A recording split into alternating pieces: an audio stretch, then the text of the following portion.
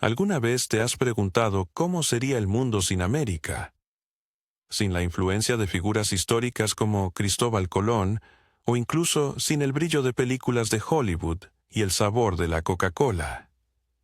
¿Qué pasaría si los imperios europeos siguieran siendo el centro del universo? En un viaje que abarca 500 años, exploraremos cómo 13 pequeñas colonias, situadas en el confín de un mundo conocido, se transformaron en la nación más poderosa que la humanidad haya conocido. Imagina un mundo donde el galeón español sigue siendo el barco más temido de los océanos. Un mundo donde el oro de los incas solo fluye hacia las arcas de Madrid y donde las innovaciones modernas, desde el Internet hasta el rock and roll, jamás hubieran existido. Amigos, no olvidéis suscribiros a mi canal Sombras Sagradas, darle a me gusta y dejar un comentario de 7 palabras. Es necesario para que el canal funcione. Compartid este video con otros si lo consideráis importante. Gracias. Este mundo, que parece tan ajeno a nuestra realidad actual, solo existió hace 500 años. En aquel momento, nadie podía prever que en las costas salvajes de un continente inexplorado, rodeado de mosquitos y pantanos, entre densos bosques y escarpadas rocas, surgiría una nación destinada a cambiar el curso de la historia humana. ¿Por qué ocurrieron estos eventos en ese lugar específico? ¿Quiénes fueron las personas que, impulsadas por la desesperación y la fe, arriesgaron todo para cruzar un océano que parecía ser el fin del mundo? Este relato nos lleva a un tiempo en el que naciones, culturas y civilizaciones prosperaban en un territorio que hoy conocemos como Estados Unidos. Un mundo que era, sin embargo, tanto o más complejo que cualquier rincón de Europa.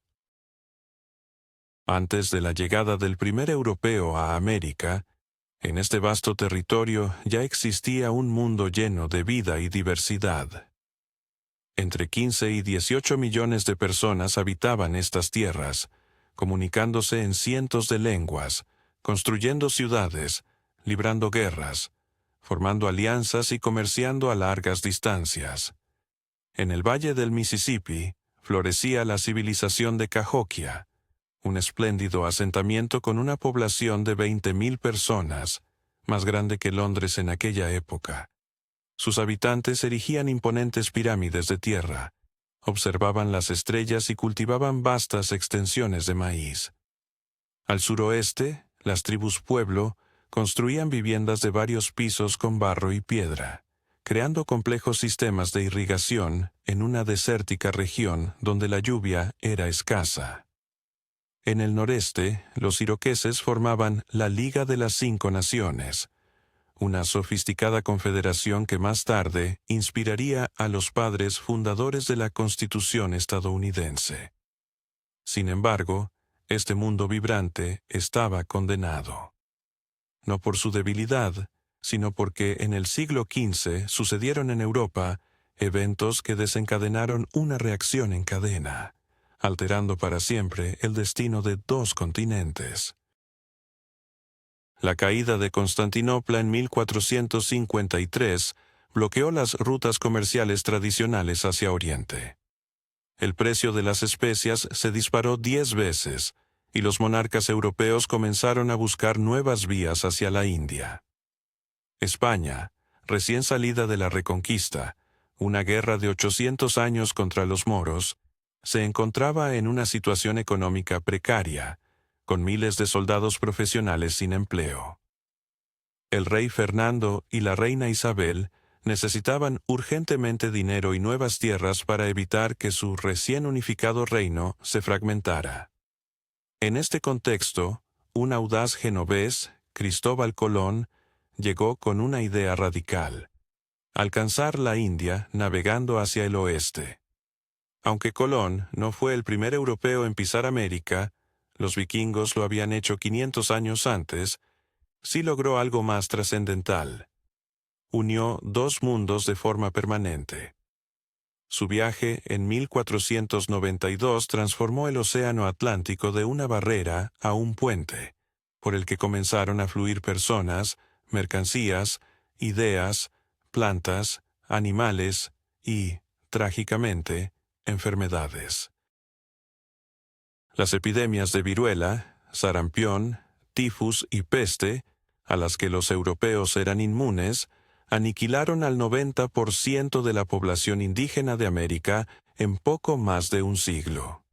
Civilizaciones enteras se desvanecieron, dejando tras de sí solo un eco en la historia. Cuando los colonos ingleses llegaron a Virginia a principios del siglo XVII, encontraron campos abandonados y aldeas vacías. Creyeron que Dios había purificado la tierra para ellos, sin saber que solo una generación antes, esta región había vibrado con vida. Pero, ¿por qué fueron las colonias inglesas las que sentaron las bases de lo que hoy conocemos como Estados Unidos? Los españoles fueron los primeros en establecer asentamientos, fundando San Agustín en Florida en 1565, muchos años antes de Jamestown. Los franceses dominaron la cuenca del Mississippi y los Grandes Lagos, mientras que los holandeses adquirieron Manhattan a un precio irrisorio.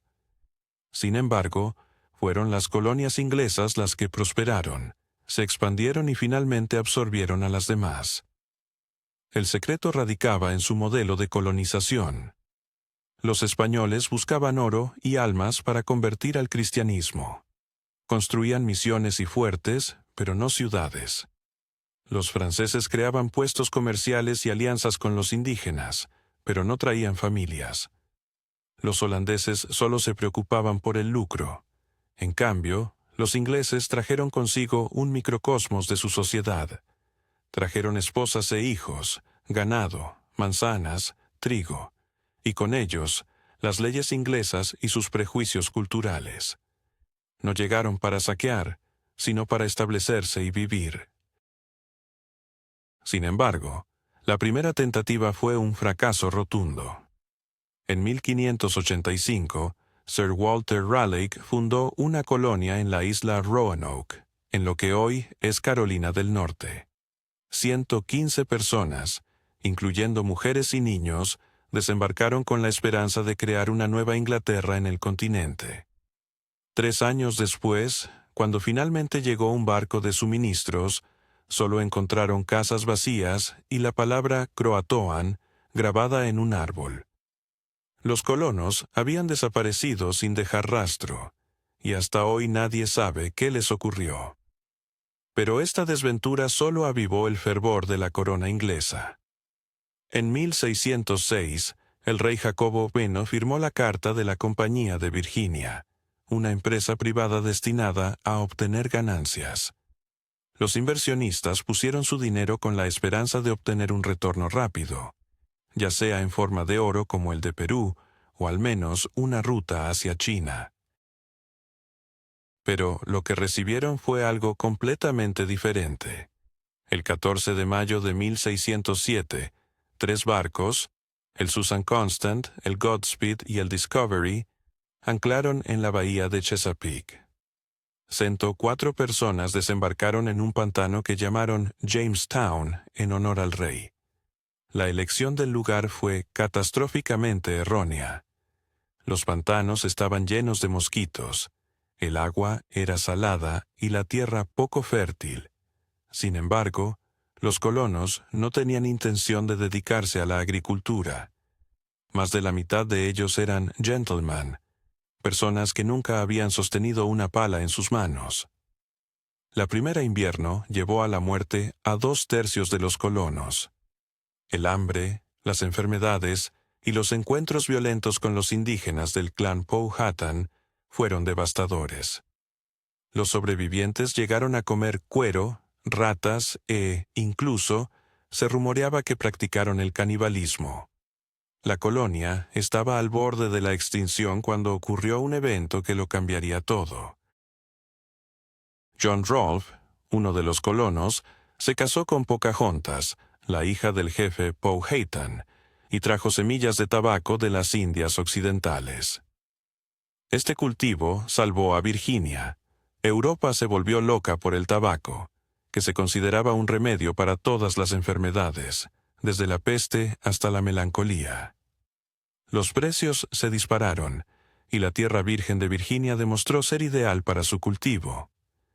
En una década, la exportación de tabaco creció de 0 a 500,000. El tabaco no solo transformó la economía de la colonia, sino que sentó las bases para el crecimiento de una nación que, en un futuro cercano, se convertiría en un gigante en el escenario mundial.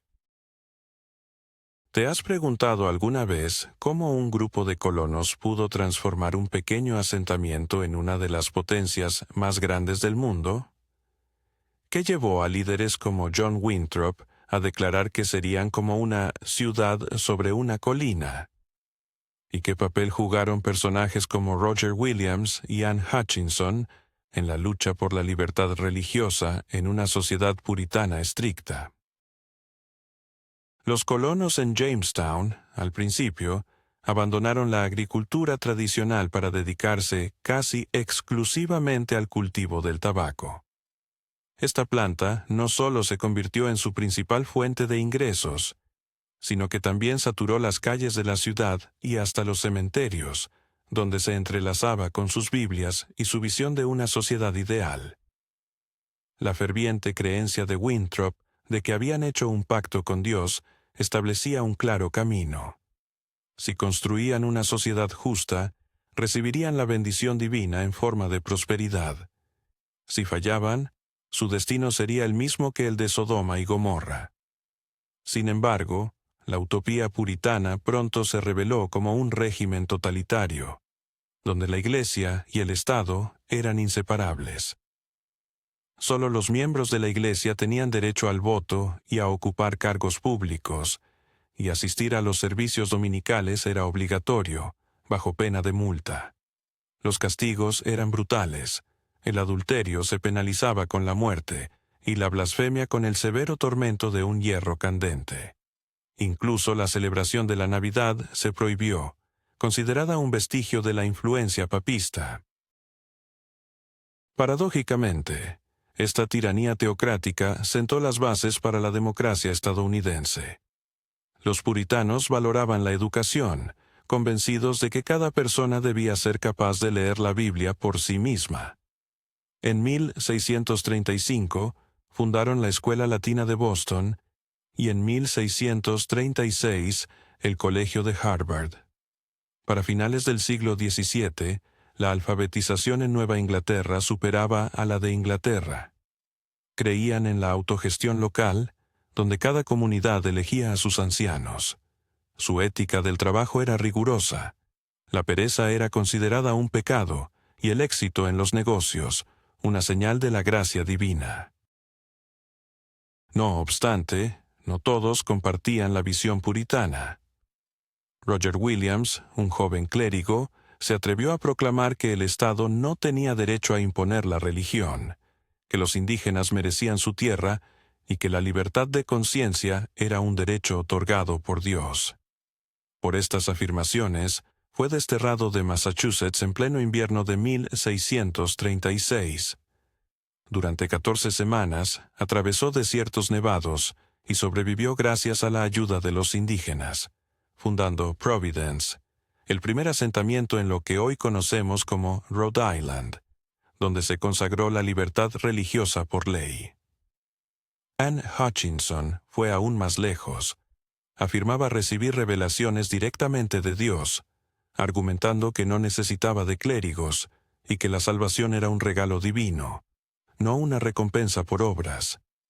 Su salón en Boston congregaba hasta 80 personas, incluidos influyentes comerciantes. Para los ancianos puritanos, esto era intolerable. Una mujer enseñando a hombres, socavando las bases mismas de su teocracia. En 1638 fue juzgada por herejía. En el juicio brilló con su conocimiento bíblico, superando a sus acusadores. Sin embargo, al afirmar que oía la voz de Dios, su destino quedó sellado. Exiliada y excomulgada, se trasladó a Rhode Island y luego a Nueva Ámsterdam, donde fue asesinada por indígenas en 1643, lo que los puritanos interpretaron como un castigo divino. Mientras los puritanos edificaban su nuevo Jerusalén en el norte, en el sur prosperaba una civilización completamente diferente. Maryland fue fundada en 1634 como un refugio para católicos. Carolina, en 1663 como una empresa comercial de los nobles propietarios. Georgia, en 1732 como un experimento social y un área de amortiguamiento contra la Florida española. Pero todas las colonias del sur compartían un rasgo distintivo: una economía basada en plantaciones y el trabajo esclavo. Para mediados del siglo XVII, se estableció un sistema que definiría el sur estadounidense durante 2 siglos. En la cúspide se encontraban los plantadores, propietarios de miles de acres y cientos de esclavos, viviendo como aristócratas ingleses en sus mansiones de columnas. Justo debajo de ellos estaban los pequeños agricultores, que podían poseer un par de esclavos o ninguno, siempre en deuda y al borde de la ruina. Y en el fondo, los esclavos, considerados legalmente como ganado y despojados de todos sus derechos, incluso el derecho a su propia vida. El tabaco agotaba las tierras en 3 o 4 años. Los plantadores siempre buscaban nuevas tierras, empujándose hacia el oeste, en un encuentro violento con los indígenas, a quienes despojaban de sus territorios. En 1676, esto culminó en una catástrofe. Nathaniel Bacon, un joven plantador, lideró una revuelta contra el gobernador de Virginia, formalmente por su negativa a proteger los asentamientos fronterizos de los ataques indígenas. Sin embargo, era en realidad una lucha entre la antigua élite costera y los nuevos colonos de las áreas interiores. Bacon incineró Jamestown. El gobernador huyó, pero un mes después, Bacon murió de disentería, y la revuelta se desmoronó. Este levantamiento aterrorizó a los plantadores. Se dieron cuenta del peligro que representaba la alianza entre blancos empobrecidos y esclavos negros. Durante la revuelta, habían luchado juntos.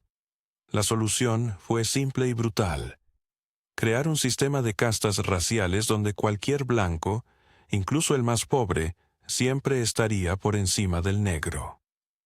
Las leyes se volvieron más estrictas.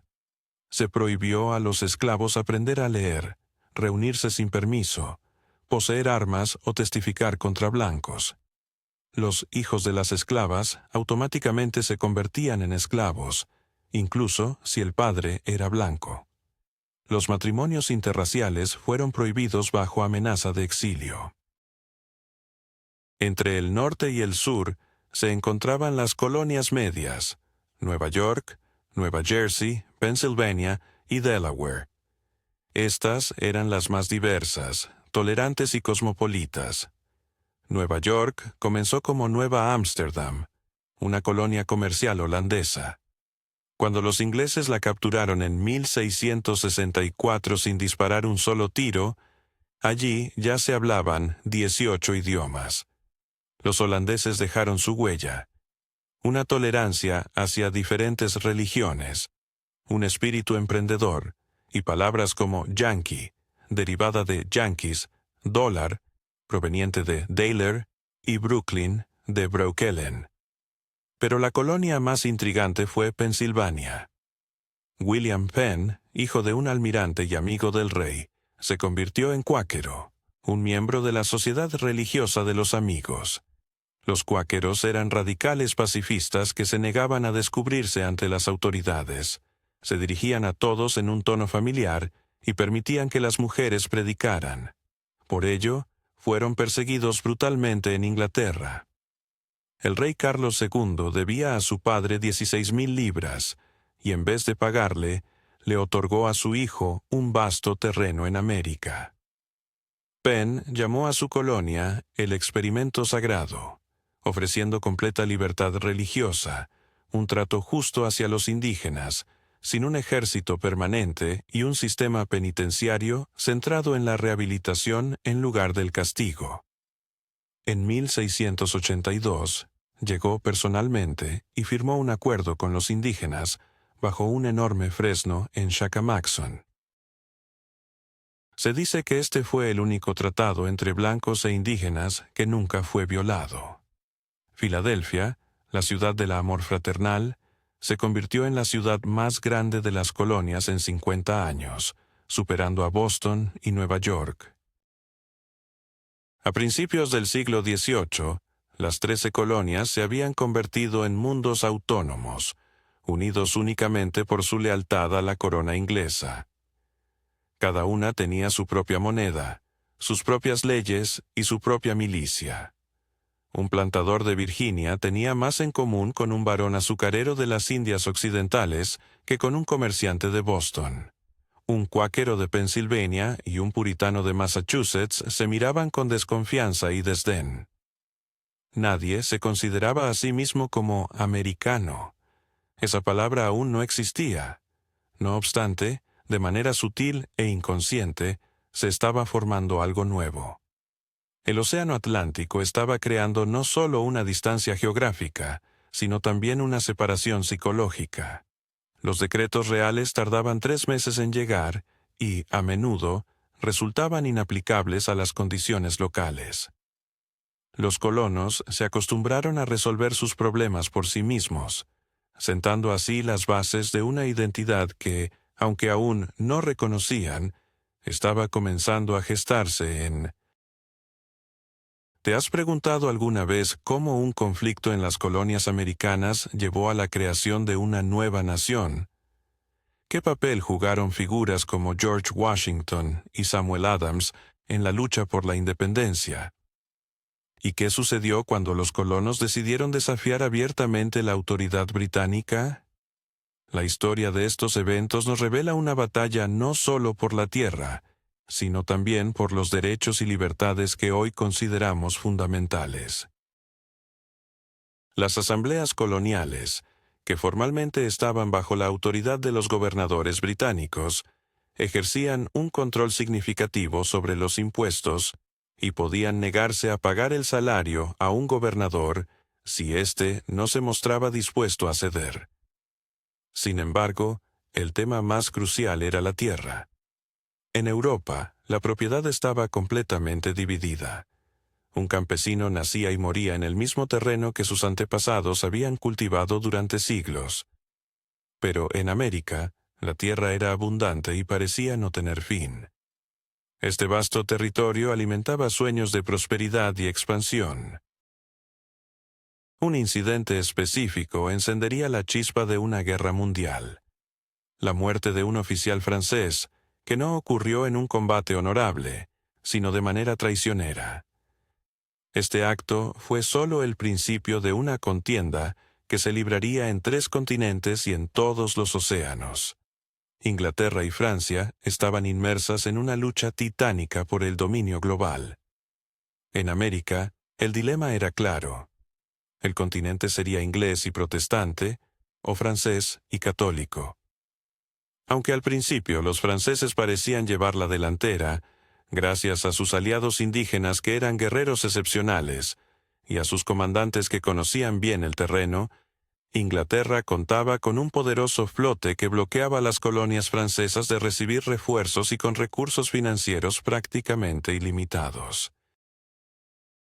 El punto de inflexión llegó con la batalla de las Llanuras de Abraham, cerca de Quebec, en septiembre de 1759. El general británico Wolfe, en una audaz maniobra nocturna, llevó a su ejército a escalar acantilados empinados. A la mañana siguiente lo dispuso en formación de combate frente a la ciudad. En lugar de esperar tras los muros, el marqués de Montcalm, comandante francés, decidió salir al campo.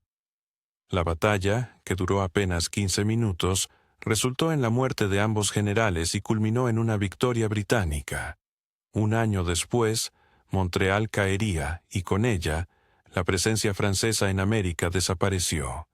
Según el Tratado de París de 1763, Inglaterra se aseguraba toda Canadá y todos los territorios franceses al este del Mississippi. España, aliada de Francia, cedió Florida.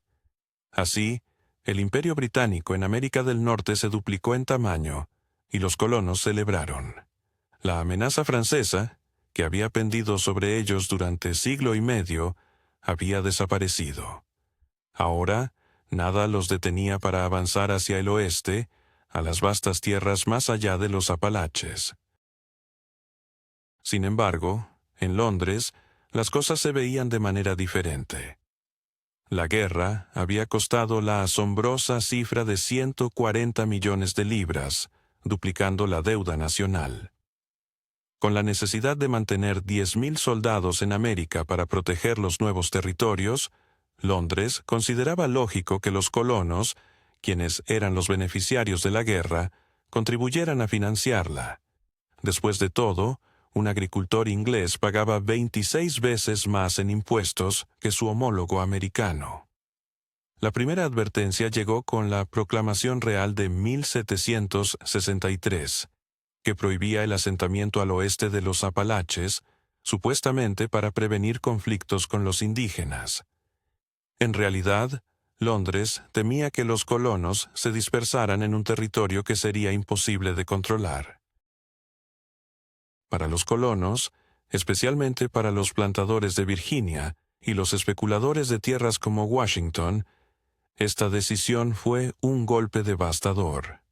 Pero la verdadera tormenta estallaría con la aprobación de la Ley del Timbre en 1765. Cada documento legal, cada periódico y hasta cada baraja de cartas debía portar un sello que implicaba un costo. Este fue el primer impuesto directo impuesto por el Parlamento sobre las colonias. Hasta ese momento, las colonias se encargaban de establecer sus propios impuestos a través de sus asambleas. La reacción fue explosiva. Sin impuestos, sin representación, clamaron los colonos. Si eran británicos, tenían derecho a elegir a quienes los imponían tributos, pero no había ningún representante americano en el Parlamento. En Boston, una multitud enfurecida destruyó la casa del recaudador del impuesto del timbre. En Nueva York, colgaron y quemaron su efigie. Los comerciantes decidieron boicotear los productos británicos. Los Hijos de la Libertad, sociedades secretas organizadas en todas las colonias, aterrorizaban a cualquiera que se atreviera a vender sellos de timbre. Por primera vez, las colonias actuaban como un bloque unido. En octubre de 1765, se celebró en Nueva York el Congreso del Timbre, donde representantes de 9 colonias se reunieron y enviaron una petición al rey, reafirmando su lealtad mientras negaban al Parlamento el derecho a imponerles impuestos. Bajo la presión de los comerciantes británicos, que sufrían pérdidas debido al boicot, el Parlamento derogó la Ley del Timbre en marzo de 1766. Los colonos celebraron su victoria, pero el mismo día, el Parlamento aprobó un acta declarativa que afirmaba su derecho a legislar sobre las colonias en cualquier asunto sin excepción. La siguiente ofensiva llegó en 1767 con los Actos de Townshend, que imponían aranceles sobre el vidrio, la pintura, el papel y el té. Se trataba de impuestos externos sobre las importaciones, a diferencia del impuesto del timbre que era interno. Pero los colonos no se dejaron engañar por esta artimaña. Nuevamente se organizaron boicots y protestas. Las mujeres se negaron a beber té, que se convirtió en un símbolo de tiranía. En su lugar, consumían té de libertad, hecho de hierbas locales. Las Hijas de la Libertad tejían telas en casa en lugar de comprarlas inglesas. La tensión aumentaba, especialmente en Boston, donde las tropas británicas estaban acuarteladas. Los soldados y los ciudadanos se enfrentaban constantemente. El 5 de marzo de 1770, una multitud comenzó a lanzar bolas de nieve y piedras a los centinelas. En respuesta, los soldados abrieron fuego, resultando en la muerte de 5 personas. Este evento, conocido como la Masacre de Boston, se convirtió en un oro propagandístico para los patriotas. Paul Revere grabó una imagen que mostraba a los soldados británicos disparando fríamente contra ciudadanos desarmados. Aunque la representación era inexacta, la imagen se grabó en la conciencia colectiva. El Parlamento, una vez más, cedió, derogando todos los aranceles de Townshend, excepto uno, el del té. Este último fue meramente simbólico, un intento de reafirmar el principio de su derecho a imponer impuestos. 3 años de relativa calma siguieron, pero en 1773 el Parlamento aprobó la Ley del Té, que otorgaba a la Compañía de las Indias Orientales un monopolio sobre la venta de té en las colonias, aunque el precio del té era más bajo, incluso con el impuesto. Para los colonos, el problema iba más allá de lo económico. Aceptar el té barato significaba reconocer el derecho del Parlamento a imponerles impuestos. En Nueva York y Filadelfia, los barcos de té dieron la vuelta. En Charleston, el té fue descargado pero almacenado. Sin embargo, en Boston, el gobernador Hutchinson, cuya familia importaba té, insistió en la descarga. El 16 de diciembre de 1773, un grupo de Hijos de la Libertad, disfrazados de indígenas Mohawk, abordó 3 barcos en el puerto de Boston y arrojó 342 cajas de té al agua. Este té, que equivalía a 10,000 libras, $1,000,000 en la actualidad, flotaba en el puerto. El Boston Tea Party se convirtió en un punto de no retorno. Hasta ese momento el Parlamento podía haber retrocedido manteniendo la cara, pero ahora se trataba de un desafío directo a su autoridad. En 1774, el Parlamento aprobó lo que los colonos denominaron los Actos Intolerables. El puerto de Boston fue cerrado hasta que se pagara el té. La Carta Constitucional de Massachusetts fue anulada y se prohibieron las reuniones en la ciudad. Las tropas británicas podían ser alojadas en casas particulares. En lugar de aislar a Massachusetts, los actos intolerables unieron a las colonias.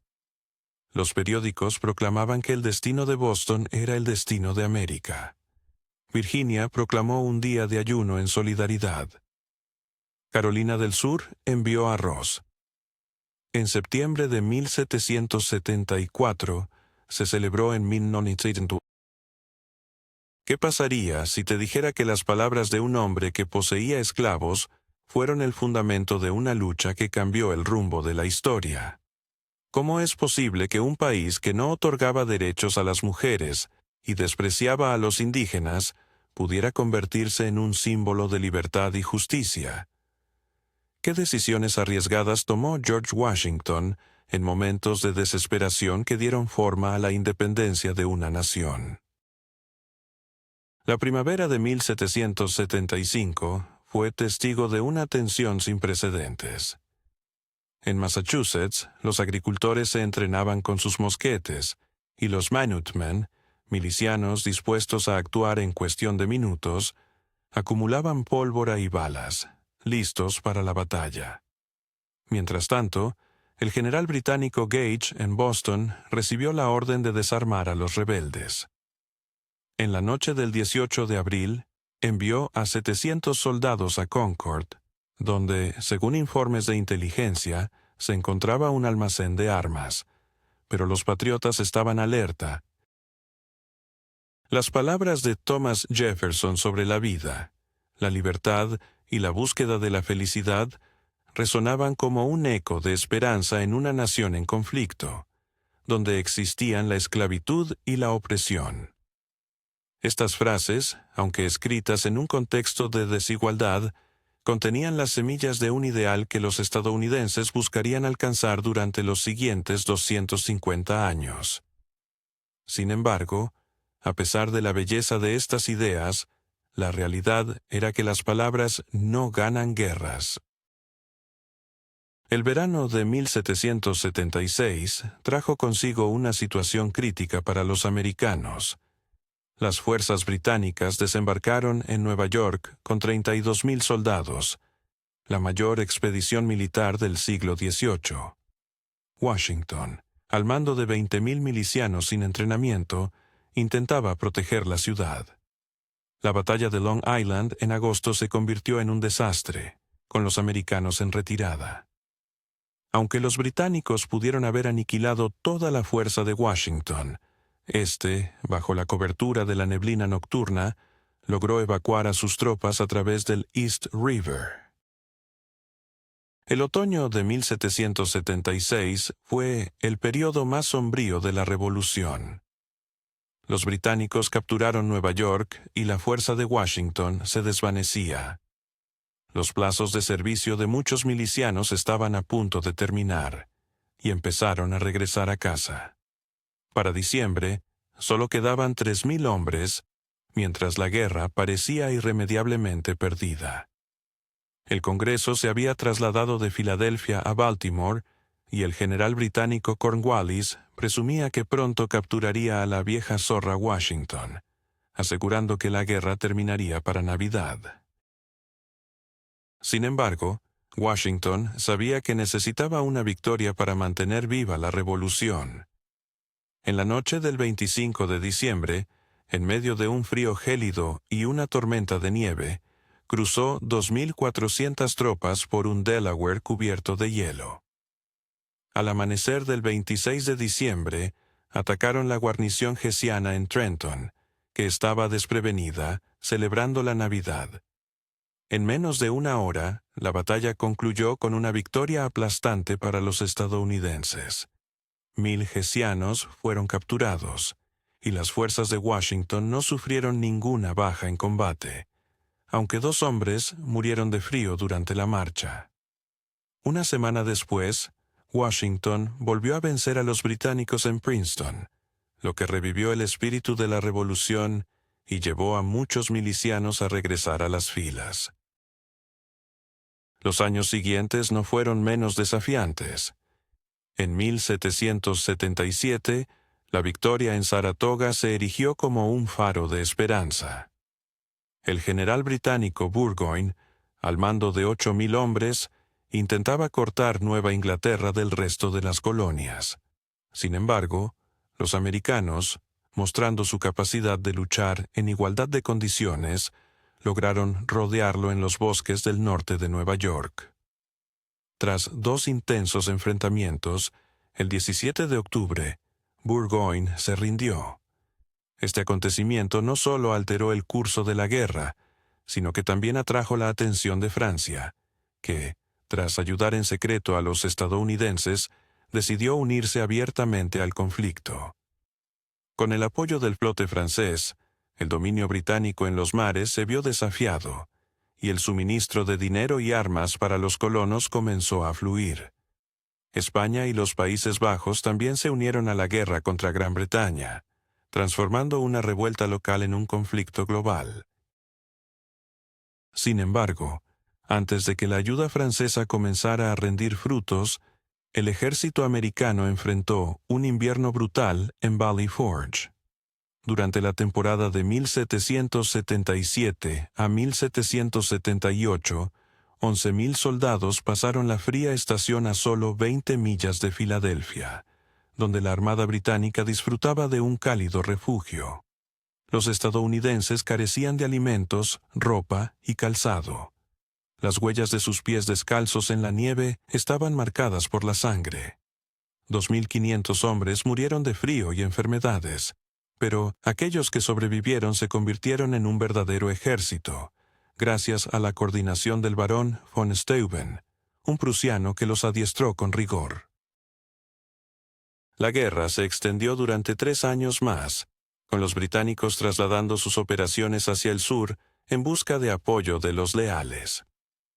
Capturaron Savannah y Charleston y derrotaron a los americanos en Camden. Pero la guerra de guerrillas, liderada por figuras como Francis Marion, conocido como el Zorro de los Pantanos, desgastó sus fuerzas. Las batallas de Kings Mountain y Cowpens demostraron que la milicia americana podía desmantelar unidades británicas regulares. El momento decisivo llegó en el otoño de 1781.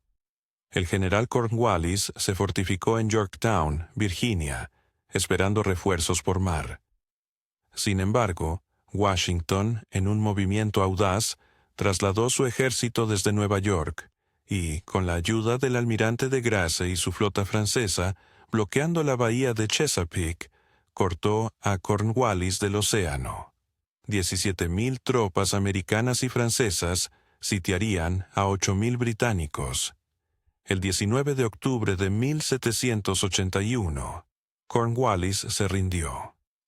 La orquesta británica tocó The World Turned Upside Down mientras las tropas americanas celebraban. Cuando la noticia de la rendición de Yorktown llegó a Londres, el primer ministro Lord North exclamó: «Dios mío, todo ha terminado». A pesar de que Gran Bretaña aún mantenía el control de Nueva York, Charleston y Savannah, y contaba con una poderosa flota, la voluntad de seguir luchando se había quebrantado. La guerra había costado 100 millones de libras y, además de la humillación, no había logrado ningún triunfo. El 3 de septiembre de 1783 se firmó un tratado de paz en París. Gran Bretaña reconoció la independencia de los Estados Unidos de América, pero ¿qué tipo de Estados Unidos surgía de esta guerra? 13 repúblicas independientes, unidas solo por los artículos de confederación, un documento que creaba una liga de amistad en lugar de una nación. El Congreso no podía imponer impuestos, regular el comercio ni hacer cumplir sus decisiones. Solo podía suplicar, rogar y persuadir. Desde el inicio, los problemas surgieron rápidamente. El ejército no recibía salario durante meses. En marzo de 1783, los oficiales en Newburgh estaban al borde de un motín. Solo la intervención personal de Washington, quien, con sus gafas puestas, les dijo: «Señores, no solo he envejecido, sino que casi he quedado ciego en el servicio a la patria», evitó un levantamiento militar. En junio, soldados enfurecidos rodearon el edificio del Congreso en Filadelfia, demandando pagos. El Congreso huyó a Princeton. La economía estaba en ruinas. Cada estado imprimía su propia moneda, que rápidamente se devaluaba.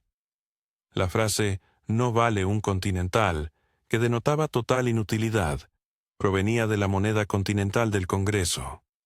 Los estados comenzaron a luchar entre sí en guerras arancelarias, con Nueva York imponiendo impuestos a los productos de Nueva Jersey y Connecticut, mientras Virginia y Maryland discutían sobre la navegación en el Potomac. En 1786 estalló la rebelión de Shays en Massachusetts. Daniel Shays, un veterano de la Revolución, lideró a los agricultores que eran encarcelados por deudas, cerrando los tribunales, quemando documentos de deuda y marchando hacia el arsenal en Springfield. La rebelión fue sofocada por la milicia, pero dejó claro cuán cerca estaba el país del caos. George Washington, preocupado, escribió: «Predigo males si no hay autoridad en el gobierno». Alexander Hamilton, un brillante joven abogado de Nueva York, abogó por un gobierno nacional fuerte. James Madison, un virgen enfermo de salud con la mente aguda como una navaja. Estudié. ¿Te imaginas a George Washington, Benjamin Franklin y Alexander Hamilton encerrados en una habitación, discutiendo el futuro de una nación? ¿Cómo es posible que una simple reunión en Filadelfia sentara las bases de un país que se expandiría de costa a costa? ¿Y qué papel jugaron las luchas internas sobre la esclavitud y la expansión territorial en la configuración de Estados Unidos? 55 delegados de todos los estados, a excepción de Rhode Island, se encontraban en el Independence Hall, sellados en un ambiente de secreto. Las ventanas estaban cubiertas con contraventanas, a pesar del intenso calor del verano filadelfiano, para asegurar que sus deliberaciones no fueran escuchadas por oídos curiosos. Era un encuentro de titanes. Washington, con su sola presencia, otorgaba legitimidad a la convención. Franklin, a la edad de 81 años, y transportado en un palanquín debido a su gota, aliviaba la tensión con su sabiduría y humor. Hamilton, con su elocuencia, hablaba durante horas, sugiriendo un gobierno basado en el modelo británico, con un presidente de por vida. Mientras tanto, Madison, conocido como el padre de la Constitución, optaba por un enfoque más sutil, pero cada palabra suya era escuchada con la máxima atención. Las discusiones eran encendidas, marcadas por un conflicto de intereses cada vez más pronunciado. Cada nuevo estado que se unía a la Unión ponía en peligro el delicado equilibrio entre los estados libres y los esclavistas en el Senado. A pesar de los esfuerzos por encontrar un terreno común, la tensión aumentaba. El Compromiso de Missouri de 1820 parecía ofrecer una solución temporal. Missouri sería admitido como estado esclavista, mientras que Maine ingresaría como estado libre, y se prohibiría la esclavitud al norte del paralelo 36 grados, 30 minutos. Sin embargo, Thomas Jefferson, ya retirado, advirtió que esto era un campanazo de alarma en la noche, una señal de una catástrofe inminente. El año 1812 trajo consigo la Segunda Guerra con Gran Bretaña, a la que muchos estadounidenses se referían como la Segunda Lucha por la Independencia. Las causas eran múltiples. Los británicos reclutaban a la fuerza a marineros estadounidenses, apoyaban ataques indígenas en la frontera y bloqueaban el comercio americano con Europa. Los jóvenes congresistas conocidos como halcones de guerra, liderados por Henry Clay, clamaban por la guerra y la conquista de Canadá. Sin embargo, la guerra resultó ser un desastre. Los intentos estadounidenses de invadir Canadá fracasaron y, en agosto de 1814, los británicos incendiaron Washington. El presidente Madison y su gobierno tuvieron que huir.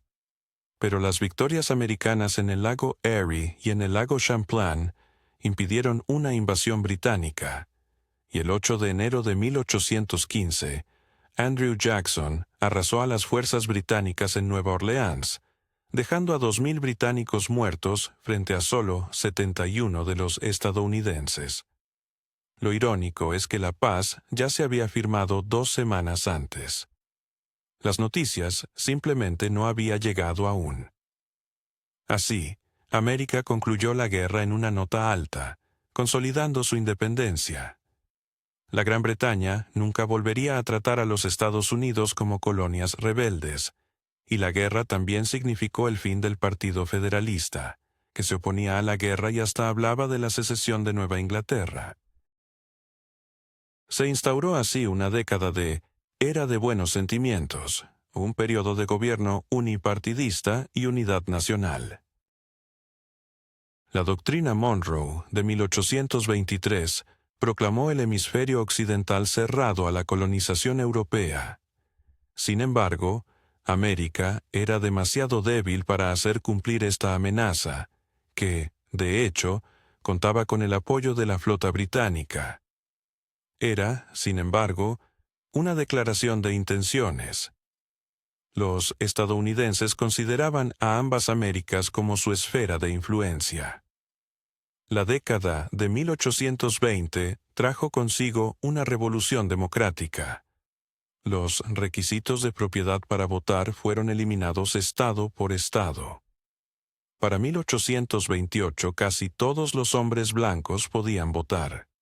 Las elecciones presidenciales de 1824, en las que Andrew Jackson obtuvo más votos pero perdió ante John Quincy Adams en una negociación corrupta, movilizaron a las masas.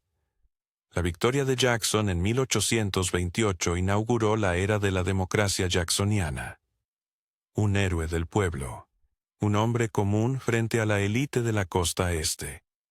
Su inauguración se convirtió en una fiesta popular, donde las multitudes invadieron la Casa Blanca, pisando con sus botas embarradas los lujosos sofás, para ver a su héroe. Los aristócratas estaban horrorizados, pero esto era la democracia estadounidense en acción. Jackson gobernó como un dictador popular. Usó su poder de veto más que todos los presidentes anteriores juntos. Destruyó el Banco Nacional, considerándolo un instrumento de la élite. Implementó un sistema de recompensas, despidiendo a todos los funcionarios federales para reemplazarlos con sus partidarios. Al vencedor le toca el botín, proclamó el senador Marcy. Sin embargo, su acto más vergonzoso fue el desplazamiento de los indígenas. La Ley de Remoción de Indígenas de 1830 obligó a 5 tribus civilizadas, los Cherokees, los Chicotas, los Choctaws, los Chicagos y los Seminolas, a dejar sus tierras en el sureste y trasladarse a lo que hoy es Oklahoma, el territorio indígena. La Sendas de las Lágrimas, en 1838, cuando 16,000 cherokees fueron expulsados de sus hogares y enviados al oeste, cobró la vida de 4,000 personas. Fue un genocidio, sancionado por un gobierno democráticamente elegido. Las décadas de 1830 y 1840 fueron testigos de una increíble expansión y transformación. El canal de Erie, terminado en 1825, conectó los Grandes Lagos con el Atlántico, convirtiendo a Nueva York en la puerta de entrada hacia el oeste. Las vías de tren empezaron a extenderse como una telaraña a través del país, pasando de 30 millas de rieles en 1830 a 30,000 en 1860. La revolución industrial transformó el norte. Las fábricas textiles de Lowell, en Massachusetts, empleaban a miles de jóvenes mujeres que venían del campo. Pittsburgh se convirtió en el centro de la producción de acero. Nueva York se erigió como la capital financiera. La inmigración también se disparó. Irlandeses huyendo de la hambruna de la patata y alemanes escapando de la represión política llegaban en números crecientes. Para 1860, 1 de cada 7 estadounidenses había nacido en el extranjero. Sin embargo, el sur tomaba un camino diferente.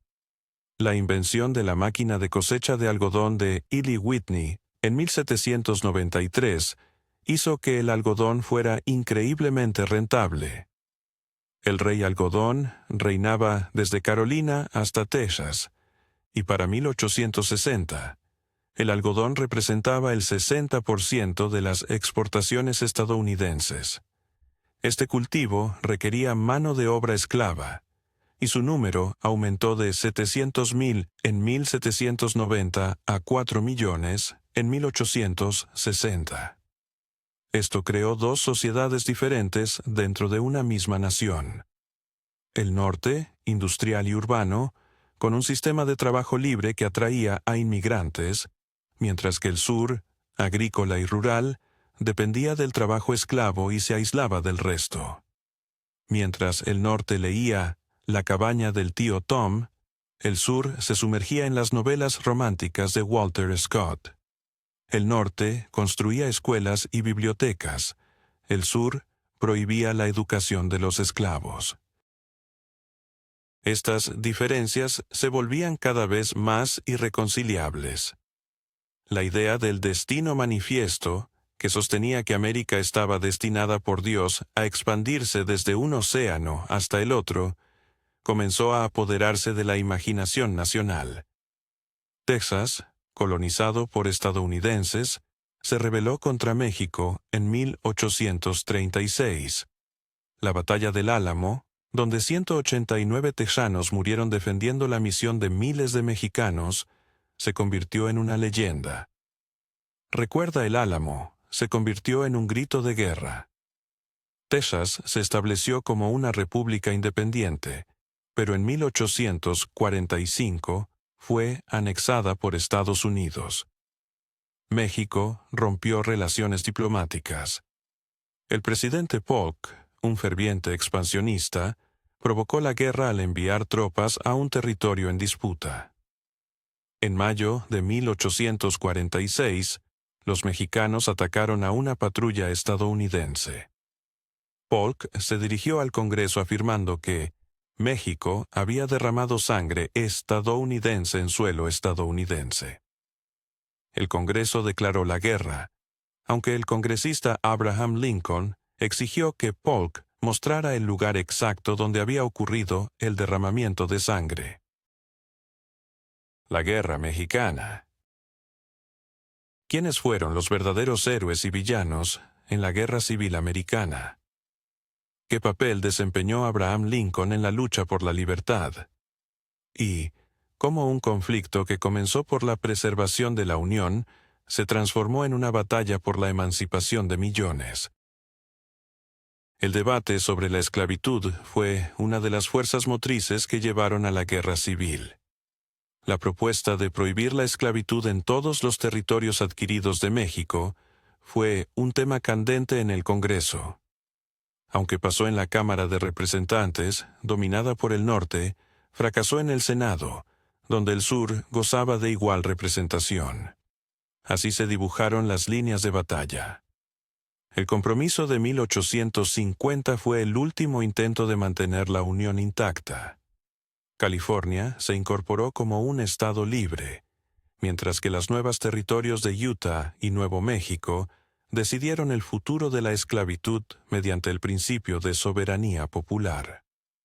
En Washington se prohibió la trata de esclavos, aunque no la esclavitud misma.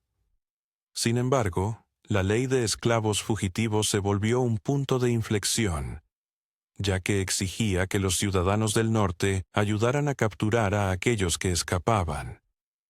Esta ley radicalizó aún más al norte, donde era insoportable ver a los marshals federales apresar a hombres y mujeres afroamericanos en las calles de Boston y devolverlos a la esclavitud. Al mismo tiempo, la red de ferrocarriles subterráneos, un conjunto de rutas secretas y refugios, ayudó a miles de esclavos a escapar hacia la libertad. Sin embargo, los vientos de la guerra comenzaban a soplar con fuerza. Los confederados exigían la entrega de los fuertes federales en su territorio. El Fort Sumter, en el puerto de Charleston, se convertiría en el punto de ignición del conflicto. Lincoln decidió enviar barcos con suministros, no con refuerzos, solo con alimentos. Los confederados interpretaron esta acción como un acto de guerra. En la mañana del 12 de abril de 1861, a las 4:30, los cañones confederados abrieron fuego, marcando el inicio de la guerra civil. El norte contaba con grandes ventajas numéricas: 22 millones de habitantes frente a 9 millones en el sur, de los cuales 3,5 millones eran esclavos. Además, poseía el 85% de la industria y 2/3 de los ferrocarriles, así como el control del mar. No obstante, el sur contaba con los mejores generales, líneas internas de defensa y una profunda voluntad de luchar por su estilo de vida. Ambas partes creyeron que la guerra terminaría rápidamente. A Richmond, clamaban los periódicos del norte. En julio de 1861, 35,000 soldados federales, sin entrenamiento, se dirigieron hacia la capital confederada. En el arroyo Bull Run se encontraron con 20,000 confederados. Al principio, el norte avanzaba, pero la llegada del general Thomas Stonewall Jackson cambió el rumbo de la batalla, provocando la retirada en pánico del ejército federal hacia Washington. Los curiosos de la capital, que habían llegado con cestas de picnic para observar una victoria, fueron arrastrados por las tropas en retirada. Lincoln comprendió que esta guerra sería prolongada y nombró a George McClellan para liderar un nuevo ejército, el Ejército del Potomac.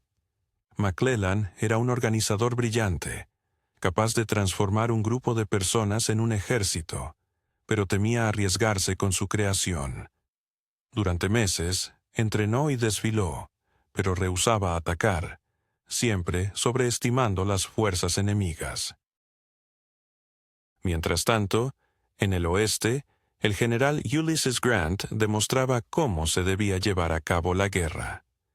En febrero de 1862, capturó los fuertes Henry y Donelson, abriendo así Tennessee a la invasión.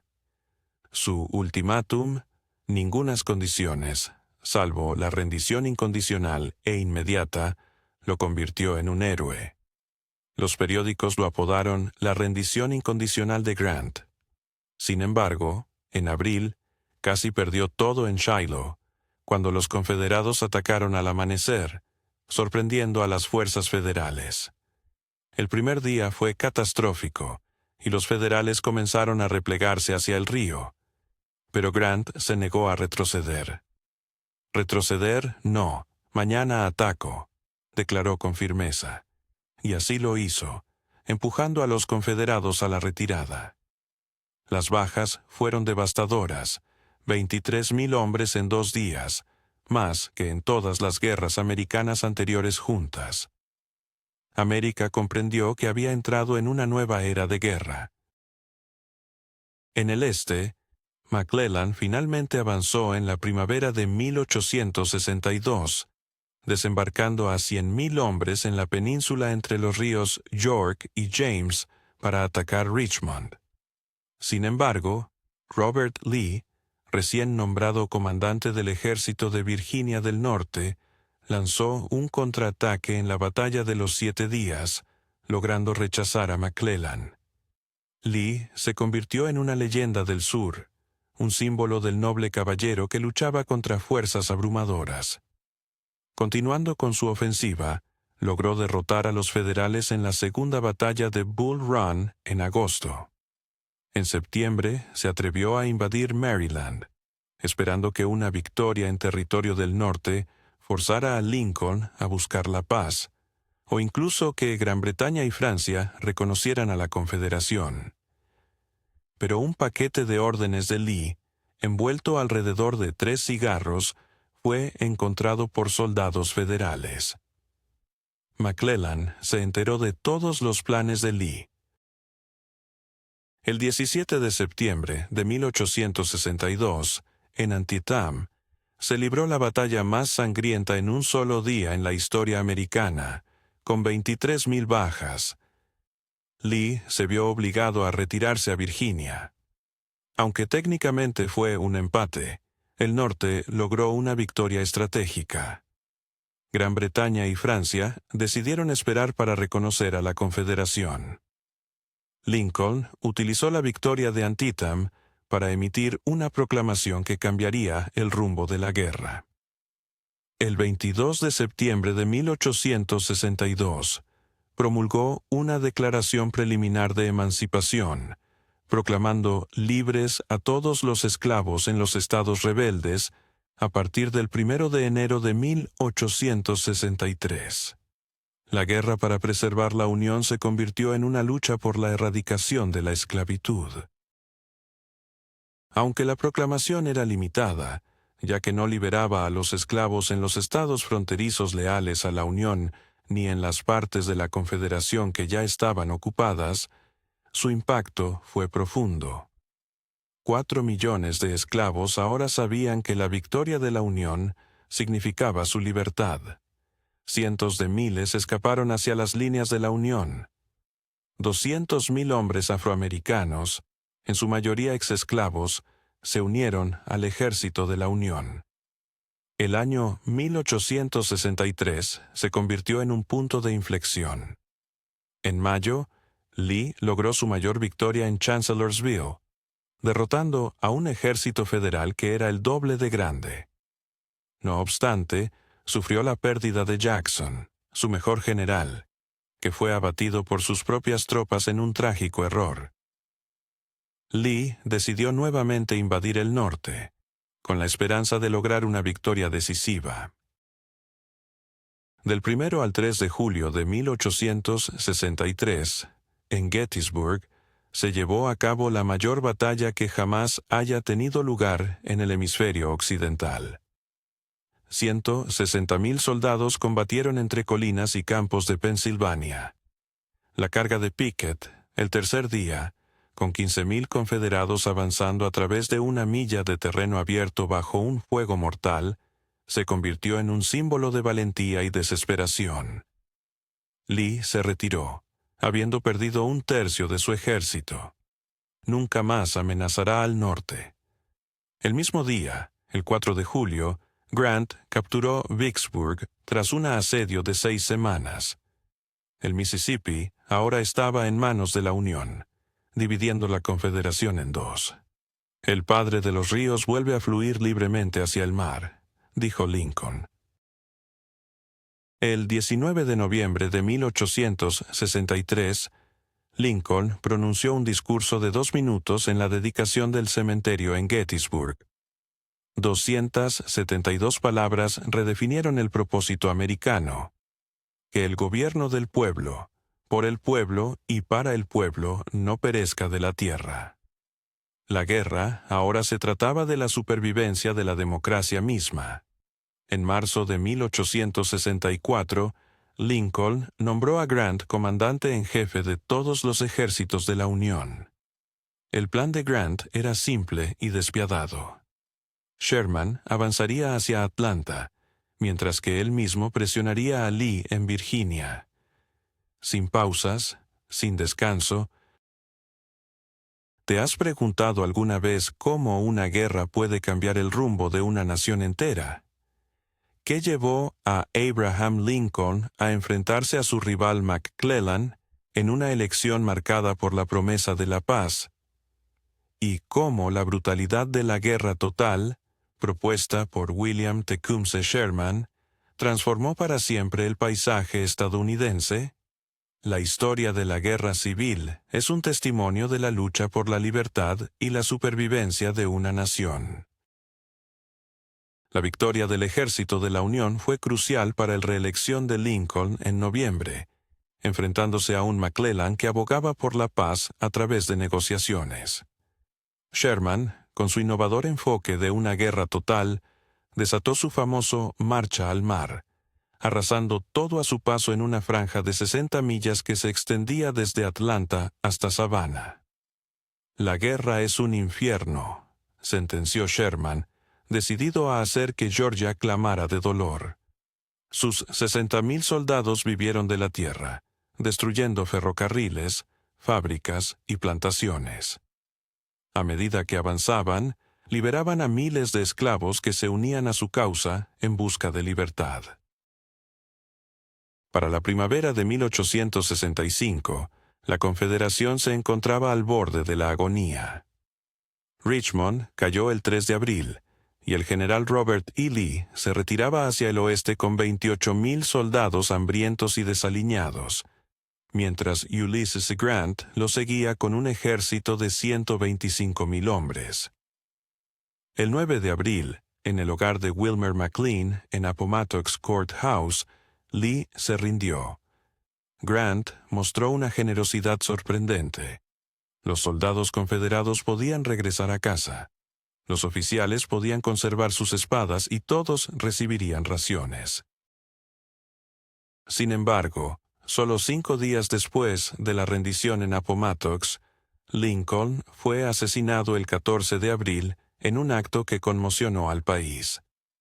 Al mismo tiempo, Ellis Island, inaugurada en 1892, procesaba a 5,000 inmigrantes diarios, quienes eran recibidos por la majestuosa Estatua de la Libertad, un regalo de Francia en 1886. Dame a tus cansados, a tus pobres, a tus masas apiñadas ávidas de respirar libremente, proclamaba la estatua, mientras las ciudades estadounidenses estaban en plena expansión. Chicago, por ejemplo, creció de 30.000 habitantes en 1850 a 1.700.000 en 1900. Los rascacielos comenzaron a elevarse, marcando una nueva era en la arquitectura urbana. El primer edificio de 10 pisos, el Home Insurance Building, fue inaugurado en 1885. Para 1900, los edificios de 20 pisos eran la norma. Las innovaciones tecnológicas, como los tranvías eléctricos, los teléfonos y las luces eléctricas, transformaron por completo la vida urbana. Sin embargo, tras este brillo se escondía una dura realidad. Las familias se aglomeraban en departamentos diminutos, donde muchas veces compartían una sola habitación. Las máquinas políticas, como el Tammany Hall de Nueva York, controlaban las ciudades mediante el clientelismo y la corrupción. El jefe Boss Tweed llegó a robar $200 millones de las arcas de Nueva York, burlándose de las autoridades con su desafiante pregunta: ¿qué van a hacer al respecto? Esta situación dio origen al movimiento progresista, que buscaba reformas a raíz del creciente descontento social. Periodistas de investigación, conocidos como muckrakers, desenterraron escándalos de corrupción y abusos. Ida Tarbell expuso las prácticas de Standard Oil, mientras Upton Sinclair revelaba las espantosas condiciones de los mataderos de Chicago en su obra La Jungla. Jacob Riis, a través de sus impactantes fotografías, documentó la vida en las barriadas neoyorquinas y despertó la indignación pública, exigiendo cambios urgentes. La Partido Populista de la década de 1890 representó la voz de los agricultores y trabajadores frente al poder del dinero.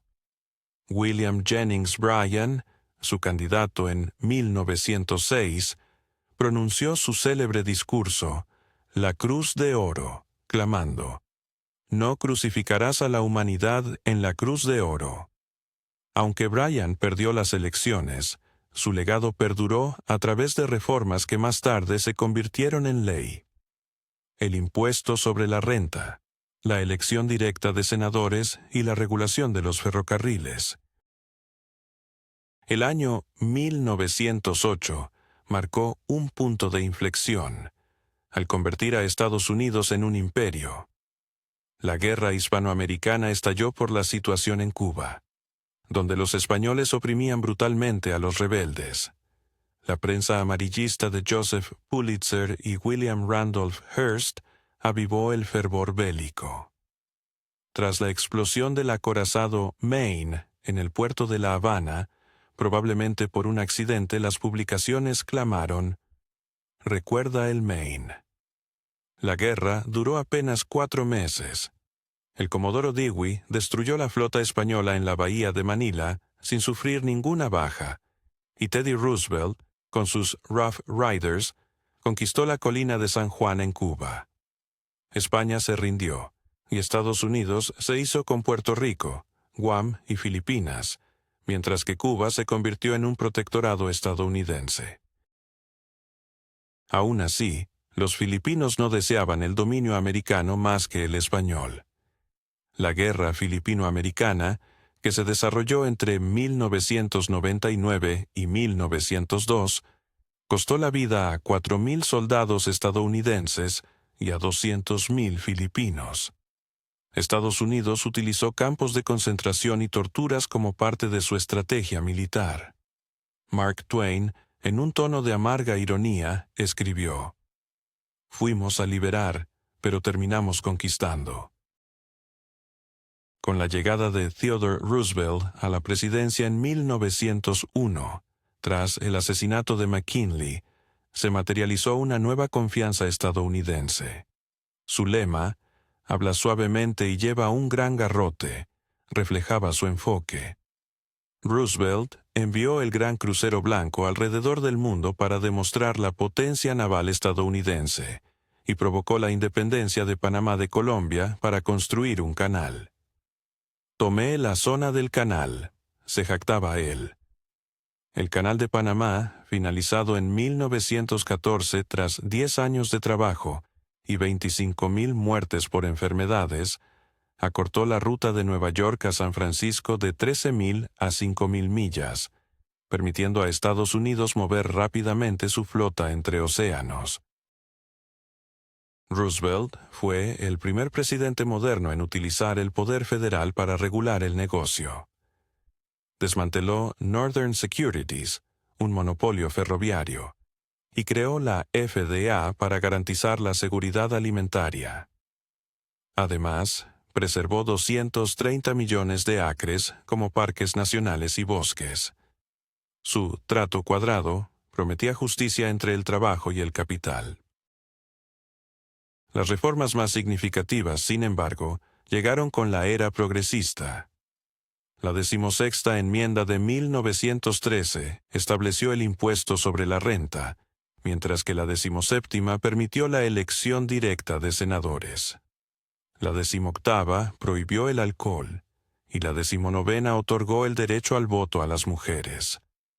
La creación del Sistema de Reserva Federal estableció un banco central, y las leyes antimonopolio desmantelaron los trusts, protegiendo a los jóvenes con normas contra el trabajo infantil. La Primera Guerra Mundial catapultó a Estados Unidos como una potencia mundial.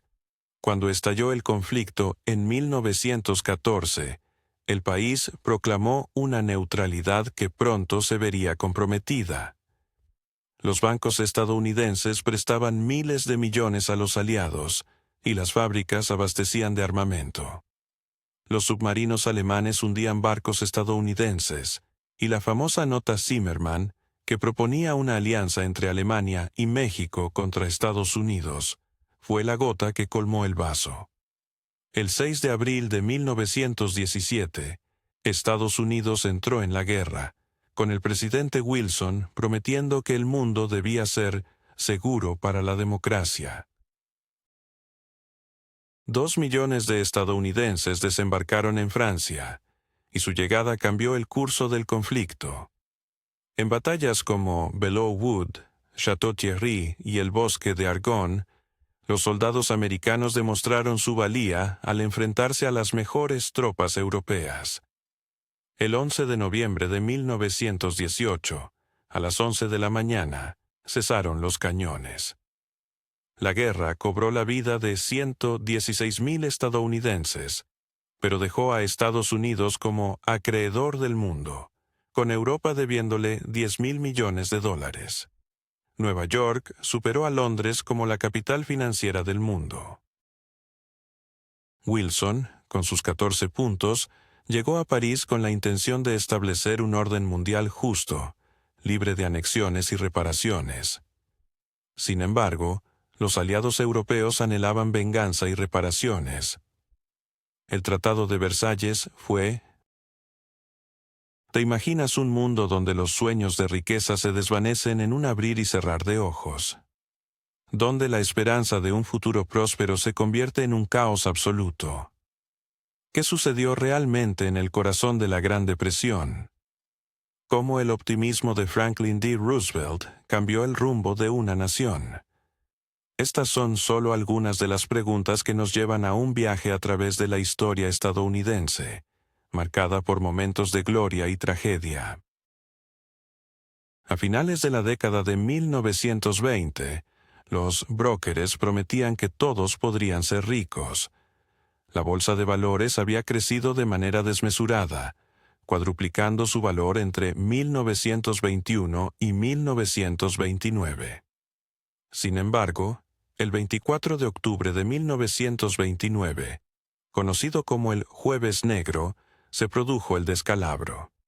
En cuestión de una semana, el mercado perdió un 30% de su valor, y alrededor de 30,000 millones de dólares desaparecieron en un abrir y cerrar de ojos. Los bancos colapsaron, llevándose consigo los ahorros de millones de personas. Para 1933, una de cada 4 personas en la fuerza laboral, es decir, 13 millones de individuos, se encontraba sin empleo. La Gran Depresión no solo fue una crisis económica, fue una catástrofe de proporciones históricas. Las colas por pan se extendían a lo largo de las calles, y las llamadas Hoovervilles, que eran asentamientos de cartón y hojalata, surgieron en cada ciudad. Los agricultores, incapaces de pagar sus hipotecas, perdían tierras que habían sido cultivadas por sus familias a lo largo de generaciones. La tormenta de polvo convertía las vastas llanuras en desiertos, obligando a cientos de miles de personas a migrar hacia California en busca de una vida mejor. En medio de este panorama desgarrador, el presidente Herbert Hoover, que creía en una intervención gubernamental mínima, se mostraba impotente ante la magnitud de la crisis. En 1932, el Marcha de los Bonos, donde 20.000 veteranos de la Primera Guerra Mundial exigieron el pago anticipado de bonos prometidos, terminó de manera violenta cuando el ejército, acompañado de tanques y gases lacrimógenos, dispersó a los manifestantes en Washington. Sin embargo, un rayo de esperanza apareció en el horizonte político cuando Franklin Delano Roosevelt ganó las elecciones de 1932 con la promesa de un nuevo trato para el pueblo estadounidense. Su llegada al poder marcó un cambio significativo en un mundo que rápidamente se dividía. La Unión Soviética, que había sido un aliado en tiempos de guerra, se transformó en un enemigo. El telón de acero cayó sobre Europa, y la Guerra Fría comenzó a gestarse.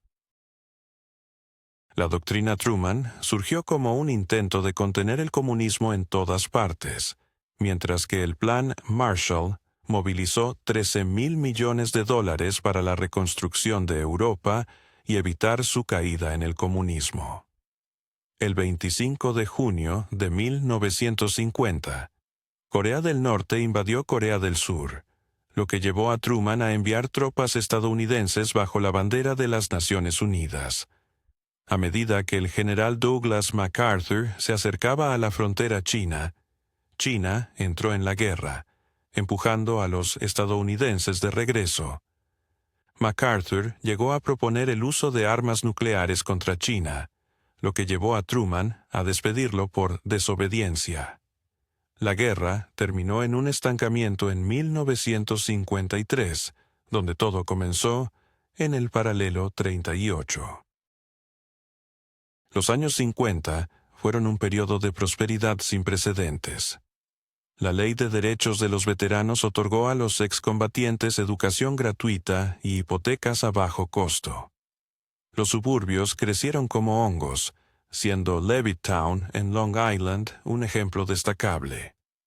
17.000 casas idénticas fueron construidas en solo 4 años. Para 1960, más estadounidenses vivían en suburbios que en ciudades.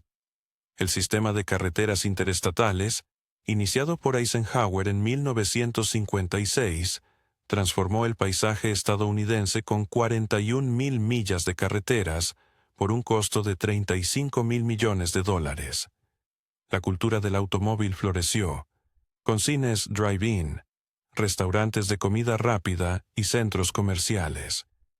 McDonald's, fundado en 1955, se convirtió en un símbolo de la estandarización y la eficiencia estadounidenses. Sin embargo, bajo esta brillante superficie, latía una creciente tensión. El macartismo, una caza de brujas contra los comunistas, envenenó el ambiente político. El senador Joseph McCarthy acusó a todos, desde el Departamento de Estado hasta Hollywood, de infiltración comunista. Muchas vidas y carreras fueron destruidas por rumores e insinuaciones, hasta que McCarthy cruzó la línea al atacar al ejército y fue condenado por el Senado en 1954. A pesar de este clima de miedo, el movimiento por los derechos civiles comenzó a ganar impulso. El 17 de mayo de 1954, la Corte Suprema, en el caso Brown contra la Junta de Educación, dictaminó que la segregación en las escuelas era inconstitucional, anulando la doctrina de separados pero iguales. El 1 de diciembre de 1955, Rosa Parks se negó a ceder su asiento a un blanco en un autobús en Montgomery, lo que desencadenó un boicot de autobuses liderado por el joven reverendo Martin Luther King Jr., que duró 381 días y culminó en la desegregación del transporte público. En 1957, en Little Rock, Arkansas, el gobernador utilizó la Guardia Nacional para impedir que 9 estudiantes afroamericanos ingresaran a la escuela secundaria central. Eisenhower envió la División Aerotransportada número 100 para protegerlos. Por primera vez desde la Reconstrucción, se utilizaron tropas federales para proteger los derechos de los afroamericanos. El 4 de octubre de 1957, la Unión Soviética lanzó Sputnik, el primer satélite artificial. América se sumió en la preocupación. Si los soviéticos podían lanzar un satélite, también podían lanzar misiles nucleares. La carrera espacial comenzó y la NASA se creó en 1958. La educación en matemáticas y ciencias naturales se convirtió en una prioridad nacional. Los años 60 comenzaron con un aire de esperanza. John F. Kennedy, un presidente joven, carismático y el primer católico en ocupar el cargo, prometió nuevos horizontes para el país. No preguntes qué puede hacer tu país por ti. Pregunta qué puedes hacer tú por tu país, instaba en su discurso inaugural. El Cuerpo de Paz envió a jóvenes estadounidenses a ayudar a los países en desarrollo. Kennedy prometió llevar a un hombre a la Luna antes de que terminara la década. Sin embargo, la Guerra Fría se intensificaba. La invasión de Bahía de Cochinos en Cuba en abril de 1961 fracasó estrepitosamente. En agosto, los soviéticos construyeron el Muro de Berlín. En octubre de 1962, la crisis de los misiles en Cuba llevó al mundo al borde de una guerra nuclear. Durante 13 días, Kennedy y Nikita Khrushchev jugaron a la gallina con el apocalipsis. Khrushchev cedió primero, retirando los misiles de Cuba a cambio de la promesa de Estados Unidos de no invadir la isla. El movimiento por los derechos civiles alcanzó su punto álgido. Las sentadas, los Freedom Rides y las marchas acaparaban los titulares. En Birmingham, Alabama, en 1963, el comisionado de policía Bull Connor utilizó mangueras contra incendios y perros police contra los jóvenes manifestantes. Las imágenes televisivas impactaron a la nación. El 28 de agosto, 250,000 personas marcharon hacia Washington, y King pronunció su histórica oración, «Tengo un sueño», ante el monumento a Lincoln. Sin embargo, el 22 de noviembre de 1963, Kennedy fue asesinado en Dallas, Texas. Lee Harvey Oswald fue arrestado, pero asesinado por Jack Ruby antes de ser juzgado. La nación quedó traumatizada y surgieron teorías de conspiración. La Comisión Warren concluyó que Oswald actuó solo, pero las dudas persisten hasta el día de hoy. Lyndon Johnson aprovechó la simpatía generada por la muerte de Kennedy para llevar a cabo el programa más ambicioso de reformas sociales desde el Nuevo Trato. La Gran Sociedad y la guerra contra la pobreza crearon Medicare y Medicaid, ampliaron la seguridad social, financiaron la educación y construyeron viviendas. La Ley de Derechos Civiles de 1964 prohibió la discriminación, y la Ley de Derechos Electorales de 1965 garantizó el derecho al voto de los afroamericanos. ¿Te has preguntado alguna vez cómo una nación puede pasar de celebrar la llegada del hombre a la Luna a ser sacudida por la desconfianza y el terrorismo? ¿Qué llevó a Estados Unidos a experimentar su primera derrota militar en Vietnam y cómo enfrentó las crisis internas que siguieron? ¿Puede un solo individuo, como Donald Trump, desafiar los cimientos de la democracia americana?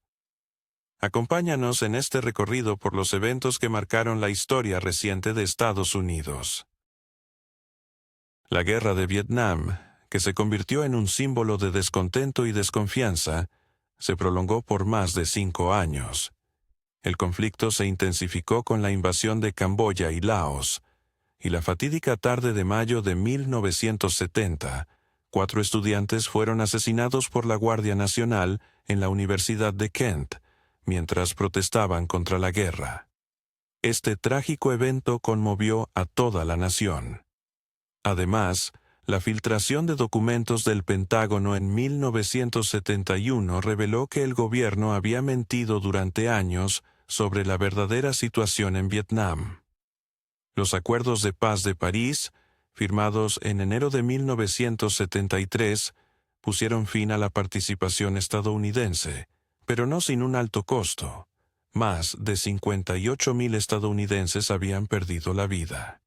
Solo 2 años después, Vietnam del Sur caería ante los comunistas, y Estados Unidos enfrentaría su primera derrota militar, cuyas heridas tardarían décadas en sanar. El 20 de julio de 1969, Neil Armstrong dio un paso histórico al pisar la Luna, proclamando que era un pequeño paso para el hombre, pero un gran salto para la humanidad. Este evento unió a una nación dividida en un momento de orgullo colectivo. Sin embargo, la década de los 70 trajo consigo una serie de desilusiones. La economía se estancó en lo que se conoció como estagflación, con una alta inflación y un aumento del desempleo. El embargo petrolero de OPEP en 1973 cuadruplicó los precios de la gasolina, lo que generó largas filas en las estaciones de servicio. Mientras tanto, la industria automotriz estadounidense, que se había basado en vehículos grandes y poco eficientes, se vio gravemente afectada por la competencia japonesa. El escándalo de Watergate, que estalló en 1972, destruyó lo que quedaba de la confianza del público en el gobierno. En junio de ese año, el escándalo llegó a su clímax, dejando una marca indeleble en la política estadounidense. A pesar de que la Guerra del Golfo en 1991 parecía reafirmar la hegemonía de Estados Unidos, con la rápida creación de una coalición de 34 naciones bajo el liderazgo del presidente George H.W. Bush, para liberar a Kuwait de la invasión de Saddam Hussein, las secuelas de ese conflicto también dejarían huellas. En solo 100 horas de combate terrestre, la fuerza iraquí fue devastada, y solo 148 estadounidenses perdieron la vida. Sin embargo, la economía se desaceleró, y el eslogan de la campaña de Bill Clinton en 1992, "Es la economía, estúpido", resonó con fuerza en la población. Bill Clinton, un gobernador de Arkansas y miembro de la generación del Baby Boom que había evitado el reclutamiento en Vietnam, derrotó al héroe de guerra George H.W. Bush en unas elecciones marcadas por el deseo de cambio. Su esposa, Hillary Clinton, abogada y feminista, simbolizaba el cambio en los roles de género en la política estadounidense. La década de los 90 estuvo marcada por un notable crecimiento y prosperidad, impulsado en gran medida por la revolución de Internet, que transformó la economía y llevó el desempleo a un mínimo histórico del 4%. El mercado de valores se cuadruplicó y el presupuesto federal mostró un superávit por primera vez en 30 años. Estados Unidos parecía invulnerable. Sin embargo, bajo la superficie, las tensiones latentes estaban a punto de estallar. El atentado de Oklahoma City, que tuvo lugar el 19 de abril de 1995, cobró la vida de 168 personas y demostró que el terrorismo podía ser doméstico. El escándalo de Mónica Lewinsky, que culminó en el juicio político de Clinton en diciembre de 1998 por perjurio, manchó su presidencia, aunque fue absuelto por el Senado. Las elecciones del año 2000 entre Al Gore y George W. Bush terminaron en un empate controversial en Florida, que llevó a un recuento de 5 semanas y a una decisión del Tribunal Supremo que entregó la presidencia a Bush, a pesar de que Gore obtuvo 500,000 voces más a nivel nacional. Casi la mitad del país sintió que el proceso electoral había sido robado. El 11 de septiembre de 2001, la historia de Estados Unidos dio un giro radical cuando 19 secuestradores de Al-Qaeda estrellaron aviones contra las Torres Gemelas del World Trade Center y el Pentágono, causando la muerte de casi 3,000 personas. La nación nunca había enfrentado un ataque de tal magnitud desde Pearl Harbor. En ese momento, George W. Bush declaró la guerra al terrorismo, y en octubre, Estados Unidos invadió Afganistán, donde el régimen talibán había dado refugio a Al-Qaeda. La caída del régimen talibán fue rápida, pero Osama Bin Laden logró escapar a Pakistán. La misión comenzó a desmoronarse, y reconstruir una nación en una tierra devastada resultó ser una tarea mucho más compleja que la victoria en combate. En marzo de 2003, Estados Unidos invadió Irak, argumentando que Saddam Hussein poseía armas de destrucción masiva y tenía vínculos con Al-Qaeda. Sin embargo, ni una sola de estas afirmaciones fue verificada como verdadera. Bush declaró «misión cumplida» el 1 de mayo en la cubierta de un portaaviones, pero la verdadera guerra apenas comenzaba. La insurrección se desató, y la violencia sectaria causó la muerte de 4,500 soldados estadounidenses, mientras se gastaban billones de dólares en el conflicto. El huracán Katrina, que devastó Nueva Orleans en agosto de 2005, demostró que Estados Unidos no podía proteger a sus propios ciudadanos. Con 1,800 muertos y imágenes impactantes de personas atrapadas en techos, la respuesta del gobierno fue calificada de catastrófica. La imagen de una superpotencia parecía la de un país del tercer mundo. El colapso financiero de 2008 casi hundió a la economía global. Años de préstamos irresponsables y desregulación llevaron a la quiebra de gigantes financieros como Lehman Brothers, AIG y Merrill Lynch. El gobierno intervino para rescatar a los bancos con cientos de miles de millones de dólares, mientras que la población sufría en las calles. La llegada de Barack Obama, el primer presidente afroamericano, el 20 de enero de 2009, simbolizaba un nuevo amanecer para muchos, con promesas de esperanza y cambio. Su elección fue vista como una forma de redención por el pecado original del racismo en Estados Unidos. Sin embargo, las divisiones raciales solo se profundizaron. El movimiento del Tea Party surgió como oposición, cuestionando su legitimidad con ataques sobre su lugar de nacimiento y su supuesta ideología socialista. A pesar de implementar la reforma sanitaria conocida como Obamacare, que brindó cobertura a 20 millones de estadounidenses y de dar fin a la guerra en Irak, Obama enfrentó un creciente obstáculo en el Congreso. Los republicanos se comprometieron a limitar su mandato a un solo período, bloqueando cada una de sus iniciativas. Estados Unidos se volvió cada vez más polarizado, dividido entre estados rojos y azules, áreas urbanas y rurales, e individuos educados y no educados. Las redes sociales crearon cámaras de eco donde los ciudadanos solo escuchaban lo que confirmaba sus prejuicios. Los hechos se convirtieron en temas de debate, y la verdad se volvió relativa. En este contexto, Donald Trump, un magnate inmobiliario y estrella de un reality show sin experiencia política, ganó la presidencia en 2016 con la promesa de hacer a América grande nuevamente. Aunque perdió el voto popular por 3 millones de votos, ganó en el colegio electoral. Su inauguración el 20 de enero de 2017 fue recibida por las protestas más grandes en la historia del país. La presidencia de Trump desmanteló normas e instituciones, con constantes tweets y ataques a la prensa, a la que tildó de enemigo del pueblo. El fiscal especial Robert Mueller investigó la interferencia rusa en las elecciones de 2016, resultando en 34 acusaciones, pero Trump mantuvo su inocencia. La pandemia de COVID-19, que comenzó en marzo de 2020, reveló profundas fisuras en la sociedad estadounidense. La nación más rica del mundo tuvo uno de los peores manejos de la crisis, con más de 1 millón de muertes y una economía colapsada, alcanzando un desempleo del 15%. Las escuelas cerraron y...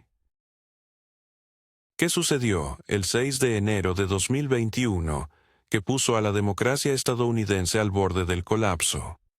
¿Cómo es posible que, a pesar de un ataque directo al corazón del poder, la nación se mantenga en pie? ¿Podrá Joe Biden, con su toma de posesión en un país dividido y traumatizado, restaurar la fe en las instituciones de la democracia? La imagen del Capitolio, asediado por una turba de seguidores de Donald Trump, es solo una de las muchas crisis que han marcado la historia de Estados Unidos.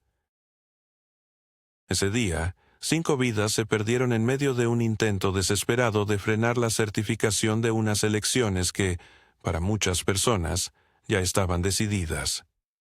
En ese momento, la democracia pendía de un hilo. El 20 de enero de 2021, Joe Biden asumió la presidencia en un país que se encontraba no solo fragmentado, sino también herido. La pandemia de COVID-19 seguía azotando al mundo, y la economía se tambaleaba en una situación de incertidumbre. Una mitad de la población creía firmemente que las elecciones habían sido robadas, mientras que la otra mitad luchaba por mantener la cordura en medio del caos. La confianza en las instituciones se había desplomado hasta niveles históricos, y muchos se preguntaban si América, la tierra de la libertad, no estaba a punto de desmoronarse. Sin embargo, la historia nos enseña que Estados Unidos ha sido, durante mucho tiempo, un país dividido. Desde la Guerra Civil hasta la Gran Depresión, pasando por las tensiones de Vietnam y el escándalo de Watergate, cada generación ha enfrentado su propia crisis existencial. Cada una de ellas temió que el fin estuviera cerca, pero la realidad es que la nación siempre ha encontrado la manera de levantarse. La verdadera fortaleza de Estados Unidos radica no en su unidad, sino en su capacidad para seguir adelante a pesar de la división. La Constitución, a pesar de sus defectos y las críticas que ha recibido, estableció un sistema que se flexiona, pero no se rompe. Los principios de la transferencia pacífica del poder, el respeto al Estado de Derecho y la libertad de prensa han sobrevivido a numerosos ataques. A pesar de las dificultades, América se mantiene como la nación más poderosa del planeta. Su economía sigue siendo la más grande del mundo. Sus fuerzas armadas son incomparables, y su cultura tiene una influencia dominante globalmente. El dólar se mantiene como la moneda de reserva, mientras que el inglés se ha convertido en el idioma del comercio internacional. Hollywood, Silicon Valley y Wall Street continúan siendo los centros neurálgicos de sus respectivas industrias. Pero, ante todo este panorama de logros, los desafíos son innegables. China está en ascenso, el clima está cambiando de manera alarmante y la desigualdad social está en aumento. La democracia, que una vez fue un símbolo de esperanza, está retrocediendo en diversas partes del mundo. La tecnología desestabiliza empleos tradicionales y el avance de la inteligencia artificial amenaza con dejar obsoleta a la mano de obra humana. Así que, mientras reflexionamos sobre estos temas, no olvides dar un me gusta a este video. Tu apoyo ayuda a que otras personas puedan encontrar estas historias. Hasta la próxima vez que nos embarquemos en un viaje a través del tiempo, para comprender cómo el pasado ha dado forma a nuestro presente y cómo puede iluminar el camino hacia el futuro. La historia nunca termina. Siempre está esperando a ser relatada nuevamente.